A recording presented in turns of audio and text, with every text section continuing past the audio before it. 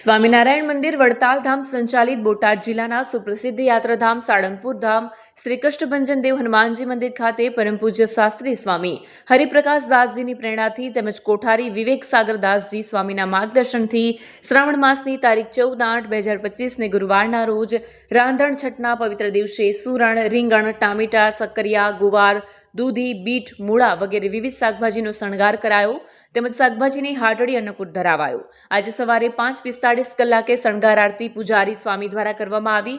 આ અનેરા દર્શનનો લાભ અનેક ભક્તોએ પ્રત્યક્ષ તેમજ ઓનલાઈન લઈ ધન્યતાનો અનુભવ કર્યો છે. આજે કરાયેલા દાદાના શણગાર વિશે પૂજારી સ્વામીએ જણાવ્યું કે શ્રાવણ મહિનાના પવિત્ર રાંધણ છઠના દિવસે કષ્ટભંજન દેવ હનુમાનજીને 1000 કિલોથી વધુ વિવિધ શાકભાજીનો સિંહાસને શણગાર કરાયો છે. આ શાકભાજી વડોદરાના પાદરાથી ભક્તોએ મોકલ્યા છે તો દાદાને શાકભાજીની થીમવાળા વિશેષ વાઘા પણ પહેરાવ્યા છે. આ વાઘા રાજકોટમાં એક ભક્તે 1 અઠવાડિયાની મહેનતે બનાવ્યા છે.